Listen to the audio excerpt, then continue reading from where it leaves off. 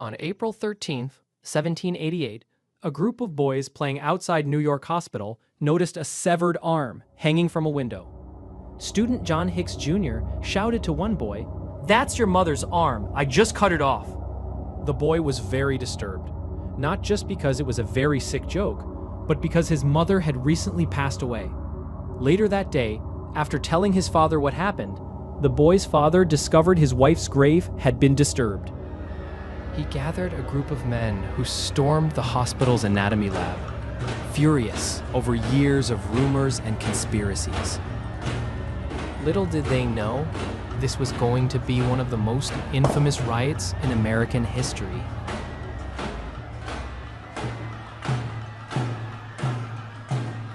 This is a story about how people lose their minds for the sake of science and greed.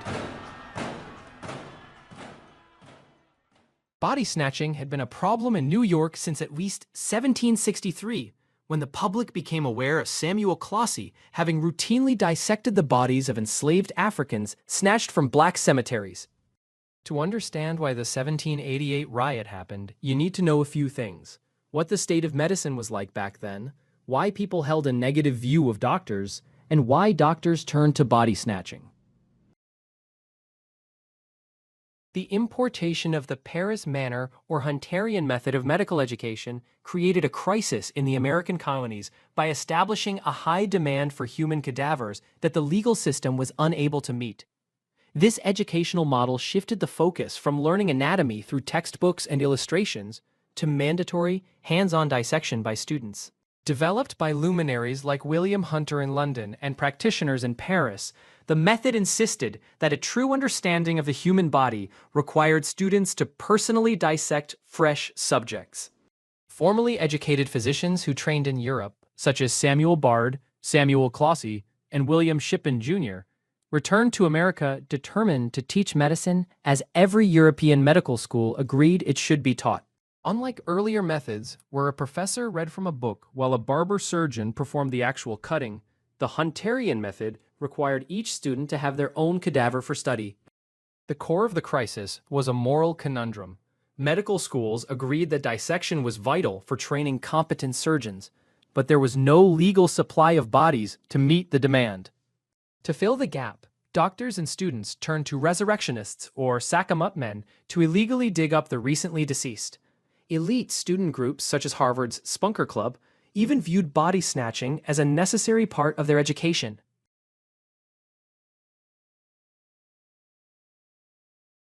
The Spunker Club was a secret society formed at Harvard College in 1770 by a group of anatomy students dedicated to body snatching in the name of medical education. The club included several figures who would go on to hold prominent positions in American history, such as William Eustis, future governor of Massachusetts, Samuel Adams Jr., son of the famed politician, and John Warren, the founder of Harvard Medical School. Members took a certain level of pride in their clandestine work, distinguishing themselves from reckless novices. John Warren once recounted a body-snatching incident in 1775 where an empty coffin was left exposed, noting that such a lack of decency and caution could not have been the work of the Spunker Club, but rather a reckless agent. Like many medical students of the 18th century, they entered the world of body snatching because they believed their education would be incomplete without a cadaver to study. While some students likely found the task grisly, others appeared to enjoy the work, or at least the service they felt they were providing to science. The Murder Act of 1752, officially known as the Act for Better Preventing the Horrid Crime of Murder, was a London law that established a direct legal and social connection between the medical study of anatomy and the ultimate penalty of the law. It gave exclusive authority to perform autopsies to members of the Company of Barber Surgeons and the Royal College of Physicians. The law decreed that the body of any criminal executed in London or Middlesex must be immediately transported by sheriffs to Barber Surgeons' Hall for the purpose of being dissected and anatomized. Dissection was viewed as an additional tier of punishment beyond the execution itself. Under no condition could a body be buried until the surgeons were finished with it. If a crime was deemed most atrocious, Judges had the option to order the body hung in chains after execution, but otherwise, the law mandated dissection. Anyone attempting to rescue the body of an executed criminal from an anatomist faced banishment to the American colonies for a term of 7 years. The Murder Act forever linked medical education with capital punishment in the public consciousness by making the two essentially inseparable in the eyes of the law and society. Because executed criminals became the primary legal supply for anatomy labs, anatomical dissection became synonymous with capital punishment.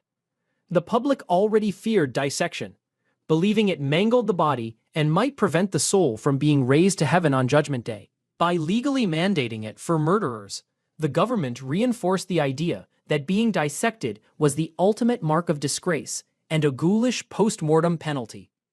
To maximize the punitive nature of the act, dissections were often treated as public spectacles or performances, further cementing the image of the doctor as an agent of the state's judicial wrath.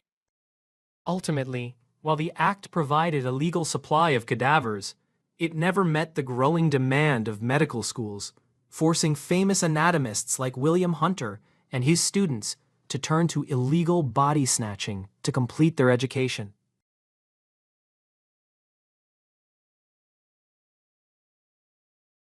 The seemingly absurd legal distinction that made stealing a human body safe while making the theft of its burial clothes a felony was rooted in centuries-old English common law, which held that a dead human body did not constitute property. Under the laws of the 18th century, which the American colonies adopted from Britain, a corpse was not considered a piece of property that could be owned, because theft was legally defined as the unauthorized taking of someone else's property. Taking a body from a grave, while socially and religiously offensive, could not technically be prosecuted as theft. Historian Ruth Richardson explains that the body snatchers could not fairly be called thieves on the ground that they stole dead bodies because there was no owner from whom to steal. Consequently, there were no statutory penalties for the act of exhuming a body itself. In contrast, the items interred with the body, such as shrouds, clothing, necklaces, or rings, were recognized by law as tangible personal property. Legal precedent held that the property rights for these items remained with the executor of the estate or whoever had been in charge of the funeral expenses. Taking these items constituted a felony. Individuals who pilfered such articles were classified as grave robbers, a term distinct from body snatchers. To exploit this loophole, professional body snatchers developed specific techniques to ensure they could not be charged with a crime if caught. After dragging a body above ground, they would immediately remove all its clothing and jewelry. The clothes and shroud were then thrown back into the open grave before it was refilled. By leaving the property behind and taking only the non-property body, they avoided the risk of being prosecuted for a felony. The Negro's burial ground, known today as the African burial ground, remained the primary target for New York's body snatchers for decades, due to a combination of secluded geography, a lack of physical security, and a prevailing racial hierarchy that rationalized the desecration of black remains while shielding white remains from similar treatment. The sources indicate that black burial grounds were considered the easiest to plunder because of the economic and social conditions of the African community in 18th century New York. Most families were too poor to afford the preventive measures used by the wealthy, such as hiring watchmen to guard a new grave until decomposition rendered the body useless for medical study. Many individuals were buried in inexpensive wood coffins that were easy to break into, and many others, fully 75% of male bodies found at the site, were buried simply wrapped in cloth with no coffin at all. Most graves were unmarked or crudely marked with rocks, making them less conspicuous and easier for resurrectionists to return the site to its original state after a theft. The location of the cemetery contributed to its status as a target. At the time, it was a 6-acre area at the top of a hill north of the Common, modern-day City Hall Park. The city placed the burial ground alongside other unwanted and smelly sites, including a tannery, slaughterhouse, and almshouse, keeping it away from the elite white neighborhoods. The ground was conveniently located just a short walk from New York Hospital, where Dr. Richard Bailey's anatomy lab was situated. This allowed students to transport bodies quickly and clandestinely under the cover of night. The most significant reason for the continued targeting of this site was the widespread public and official apathy toward the rights of deceased black citizens. For decades, the theft of bodies from the Negroes' burial ground did not cause public outrage among the white majority. One citizen wrote to the Daily Advertiser, arguing that no person can object, as long as the subjects were productions of Africa or criminals. In February 1788, 3,000 free and enslaved black citizens signed a petition to the Common Council pleading for the city to intervene against young gentlemen who dug up their friends and relatives.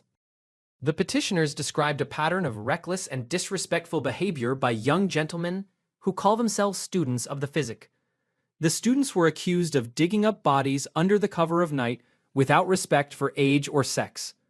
The petition stated that students would mangle their flesh out of a wanton curiosity, and, in some cases, leave the remains exposed to beasts and birds.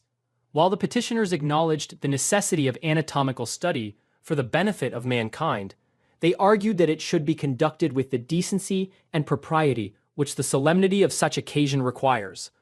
They humbly prayed for the Common Council to adopt measures to prevent these abuses in the future. Despite the gravity of the complaints and the large number of signers, the petition was simply filed away without action. The mayor, James Duane, and every member of the Common Council were enslavers. This personal status likely colored their reception of the letter and led them to miss or ignore the latent fury bubbling forth from the black community. Local newspapers and authorities viewed the rights of the black deceased as being outside the realm of decent society.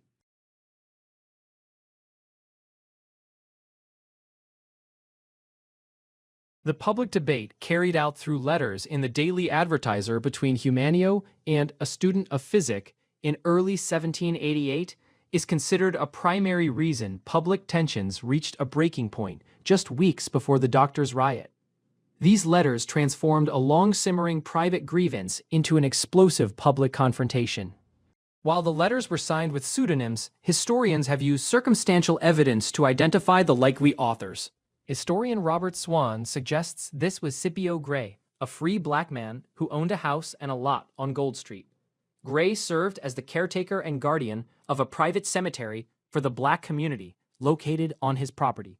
He is also believed to have written the February 1788 petition, signed by 3,000 free and enslaved black citizens that pleaded with the city to stop grave robbing. A student of physics is generally believed to be John Hicks, Jr., an anatomy student of Dr. Richard Bailey. Hicks lived just blocks away from Scipio Gray's cemetery and was known to be a reckless participant in nighttime body-snatching escapades. The correspondence began on February 16, 1788, and grew increasingly hostile over the next 2 weeks. Humanio's first letter decried the horrid practice of body snatching, specifically noting that black citizens were being denied the right to remain in their graves. He cited gruesome instances where remains were left behind for swine to devour, and proposed a law to restrict dissection solely to the bodies of executed criminals. 6 days later, the student of physics responded with a sarcastic and caustic tone. He mocked Humanio for his excess of sympathy for the dead and argued that surgical skill could only be derived from dissection. He famously stated that Humanio was an unfit companion for the living because his heart was too full and his head too empty. In a move that directly fueled public rage, the student described a nighttime escapade where he and his colleagues banged on the door of the Gold Street graveyard manager, Gray, and ordered him to stay inside at the peril of his life while they dug up a child's body. When confronted, the student allegedly claimed he would think it no crime to drag his own grandfather and grandmother out of their graves for the sake of science. Humanio responded on February 25th by labeling the student Mr. Abductio and warning him that continued robberies would result in the students forfeiting their lives. In the final published letter on March 1st, the student refused to apologize for the Gold Street confrontation and insulted Humanio's literacy, telling him to return to the free Negro school so he could learn to convey his meanings in elegant language. These letters served as fresher fodder for an already angry populace. They moved the discussion of body snatching from private coffeehouses into the public sphere, highlighting the medical students' recklessness, brutality, and lack of shame. By the end of February, the black community began assigning armed guards to watch their burial grounds. The arrogant public defense of grave robbing by student of physics convinced many citizens that the doctors felt they were above the law and morality of the community, setting the stage for the violent uprising that followed on April 13th.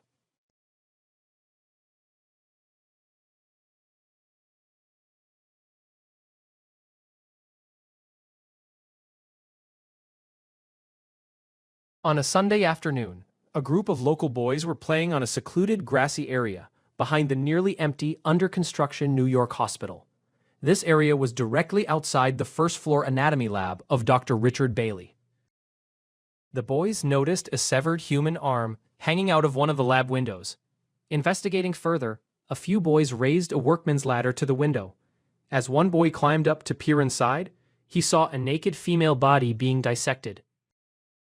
A medical student, widely believed to be John Hicks Jr., noticed the boy and decided to taunt him, shouting, "That's your mother's arm, I just cut it off."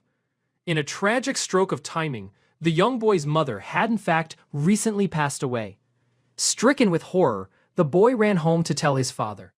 The boy's father, a Freemason and laborer, was initially skeptical, but grew concerned enough to check his wife's final resting place.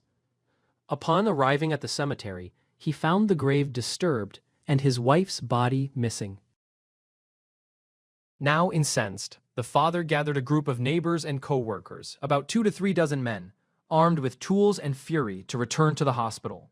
When the group reached the hospital, the sight of the arm still hanging from the window served as ghastly confirmation of the boy's story. The mob stormed the rear entrance and burst into the anatomy lab. Inside, they were appalled to find 3 bodies. The boy's mother, naked, with one arm removed and her abdomen slashed open, a young man from the West Indies, and a third body, boiling in a kettle to prepare a skeleton. The rioters smashed specimen jars containing human organs, destroyed surgical instruments, including bone saws and hand drills, ripped up anatomical drawings, and shattered beakers used for mixing chemicals. Dr. Bailey had noticed the approaching swarm and ordered his students to flee. One student reportedly hid in a chimney, while others escaped through windows. The mob discovered Wright Post and a few students, including David Hossack, trying to guard the remaining specimen collection and began beating them. Mayor James Duane and the sheriff arrived with a few rattle watchers, just in time to prevent the students from being killed. The sheriff used a writ of mittimus to legally place the medical men in Bridewell Prison for their own protection rather than for any crime. The mob carried the remains of the woman and the young man away in carts to be reinterred that same evening. While the crowd dispersed for the night, word of the day's horrors spread rapidly throughout the city. In an astounding display of bad timing or gall, that same Sunday evening, while the first mob was still reburying their recovered dead, a medical student named Isaac Gano and a musician named George Sweeney were caught stealing yet another body from the Trinity Church graveyard. News of this second snatching further inflamed the city the following morning, escalating the situation into a full-scale riot.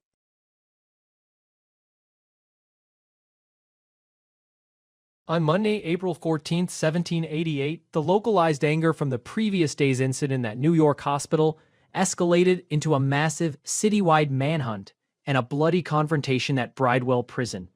Overnight, word of the horrors found in Dr. Bailey's lab spread throughout New York City. Public fury was further stoked by news of a second body snatching that had occurred Sunday night. Early Monday morning, a mob of several hundred citizens gathered at New York Hospital and began marching south on Broadway, intent on finding John Hicks Jr. and other cursed dissectors. The mob converged on the home of retired military physician Dr. John Cochran.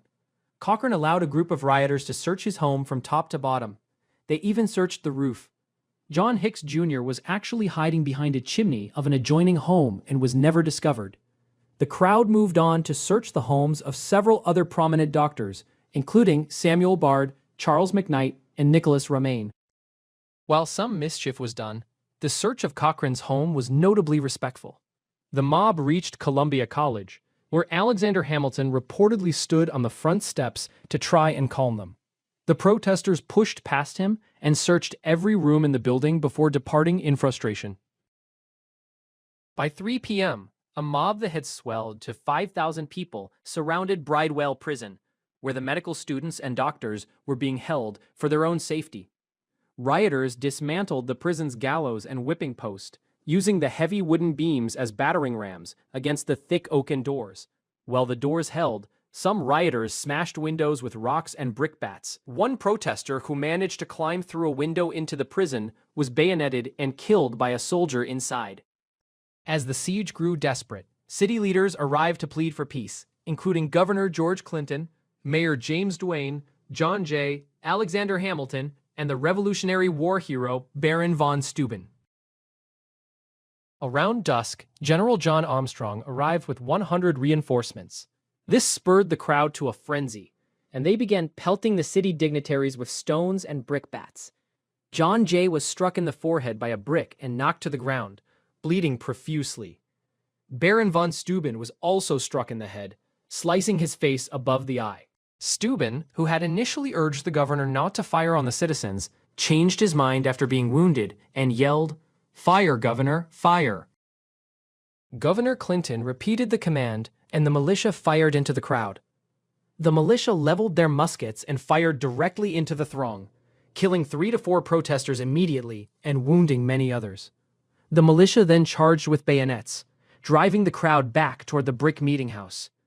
Under the cover of a dark, rainy night, the mob finally broke and dispersed, ending the most violent day of the riot.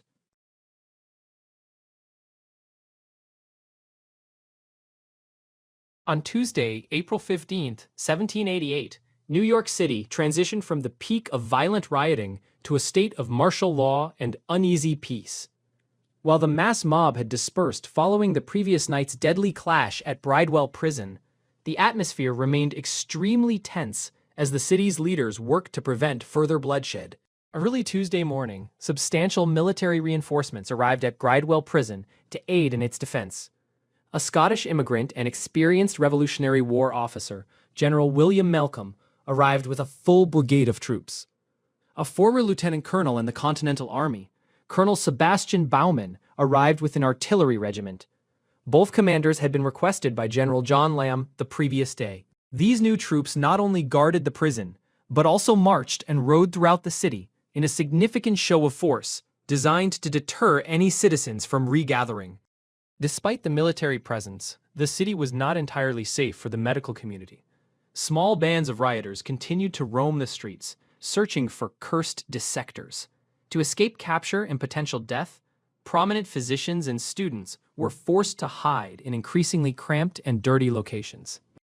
They were reported to have crawled up chimneys, hidden beneath feather beds, and crept behind bean barrels to avoid detection. According to accounts, some remained in these dark places for 3 days and nights. In a notable instance of confusion, a group of rioters attacked the home of Sir John Temple, the first consul general for Great Britain. The mob mistakenly believed Temple was a physician because Sir John sounded strikingly similar to surgeon. Temple was only able to save his home from destruction after a difficult effort to persuade the crowd that he was a diplomat, not a medical man. Governor George Clinton ordered a squad of soldiers to remain stationed at Bridewell Prison for the next few days to ensure the medical men inside remained protected. No further mobs collected, and local newspapers like the New York Tacket soon declared that the peace of the city is once more restored.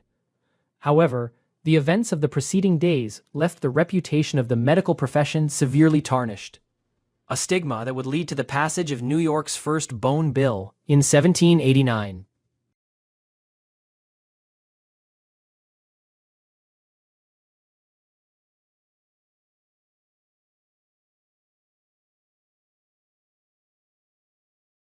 On January 6, 1789, in direct response to the communal outrage following the 1788 riot, the New York State Legislature passed the state's first Anatomy Act, formally titled an act to prevent the odious practice of digging up and removing for the purpose of dissection dead bodies interred in cemeteries or burial places. It was one of the first pieces of legislation in the new republic to attempt a balance between public morality and medical necessity. The law was designed to deter the tribe of dissectors by establishing severe penalties for those caught snatching bodies. Individuals convicted under the act were sentenced to stand in the pillory or undergo other forms of corporal punishment, though not extending to life or limb, and pay a substantial fine. To ensure that medical science was not injured by a total lack of cadavers, the legislature provided a legal avenue for doctors to obtain bodies. The act authorized judges to deliver the remains of executed murderers, arsonists, and burglars to surgeons for dissection.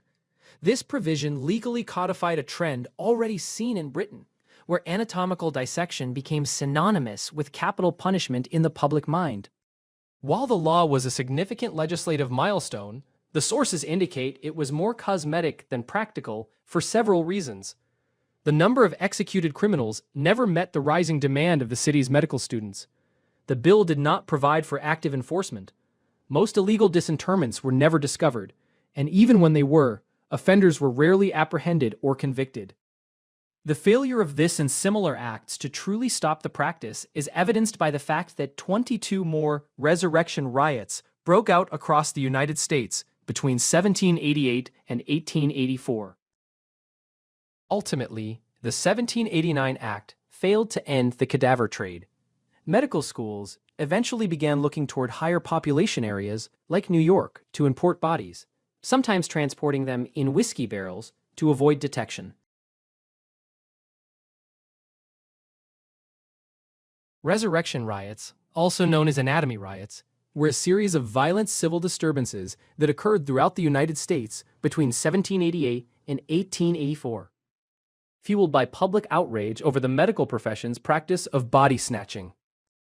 Between the Doctors' Riot of 1788 and the end of 1884, a total of 22 riots broke out against body snatching across the country. The sources note that almost every medical school in antebellum America experienced a body snatching scandal, many of which escalated into full-scale riots.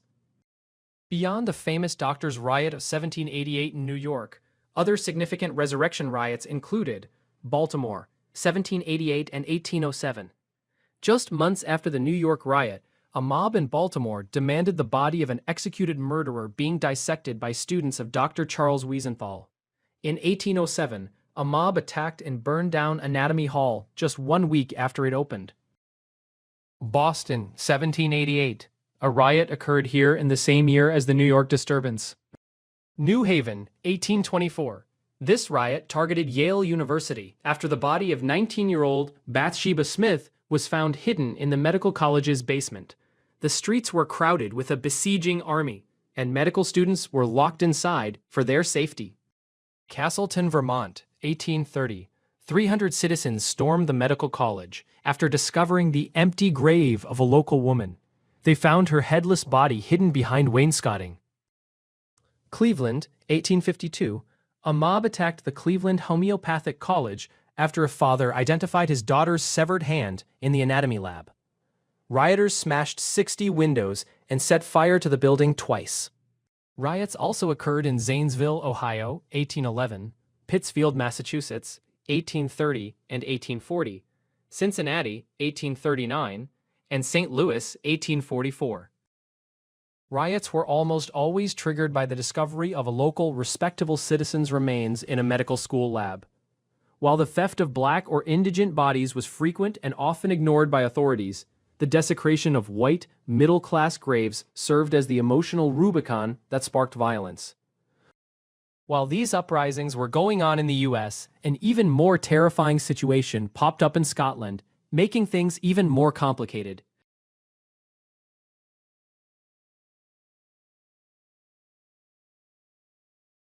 Burking refers to a gruesome method of obtaining anatomical subjects by murdering individuals and selling their bodies to medical schools for dissection. The term is derived from the surname of William Burke, an Irish immigrant in Scotland who, along with his accomplice William Hare, became infamous for a year-long killing spree in the late 1820s. The transition from traditional body snatching to burking began in Scotland on November 29, 1827. A tenant named Donald died in a boarding house owned by William Hare. Donald owed Hare £4 in back rent. To recoup the debt, Hare enlisted Burke's help to sell Donald's body to a prominent local anatomist, Dr. Robert Knox. They received just over £7 for the corpse. One of Dr. Knox's assistants reportedly told the men that they would be glad to see them again when they had another body to dispose of. This remark provided the financial motivation for the men to stop waiting for people to die naturally and begin executing them instead. Over the course of 1 year, Burke, Hare, and Burke's mistress, Helen McDougall, murdered 17 people to sell their pristine bodies to Dr. Knox. The term "to burke" specifically implied killing a person in a way that left no visible marks of violence, making the body more valuable to anatomists who preferred unblemished subjects for study. The eventual discovery of these horrific crimes led to a sensational trial and significant legal reform. William Burke was hanged for his crimes in 1829. Ironically, his own body was ordered to be dissected. William Hare and Helen McDougall managed to flee the city and escape prosecution. The public horror and the clear need for a legal supply of cadavers prompted the British Parliament to pass this landmark legislation. Authorized the lawful use of unclaimed bodies for dissection, allowed individuals to direct that their bodies be used for science after death, effectively reduced the incidence of body snatching and burking in Britain almost as soon as it passed by removing the commercial value of stolen or murdered bodies.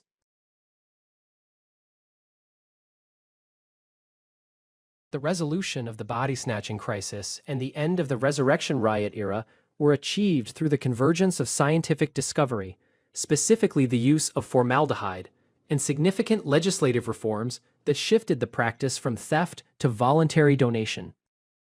While early preservation methods were rudimentary, the discovery and application of formaldehyde in the late 19th century fundamentally changed medical education by eliminating the commercial need for resurrectionists. German chemist August Wilhelm von Hofmann identified formaldehyde as a colorless, noxious gas in 1867. Although the human body produces it naturally through metabolic processes, it had no specific medical use until Ferdinand Blum, a German physician, discovered its potential as an embalming agent by accident. While working with a formaldehyde solution, Blum noticed the skin on his fingers had hardened, similar to the effect of alcohol, but without the distortion usually caused by spirit-based preservatives. He found that immersing tissue in the solution provided excellent stiffening for microscopic study. When dissolved in water to create formalin, formaldehyde performs 3 critical functions. It sanitizes tissues to stop decomposition, removes water to help preservation, and reacts with proteins to fix or lock in the anatomical shape. Before formalin, medical schools required a constant supply of fresh bodies because they could not be preserved for long. With formalin, schools could accumulate legal cadavers over months and use them as needed, allowing for more detailed and less hurried dissections. By the early 1900s, the practice of body snatching had all but disappeared due to this technological shift. Following the gruesome Burking murders in Scotland, the British Anatomy Act of 1832 authorized the use of unclaimed bodies for science. This model eventually influenced American laws, such as an 1834 Massachusetts Act. By 1954, 39 states had passed similar laws allowing the use of the unclaimed dead. The ultimate legal resolution came with this blueprint, which was adopted by all 50 states. It established 2 revolutionary principles. 1. A human body is the legal property of the individual. 2. A donor's wishes supersede those of their next of kin.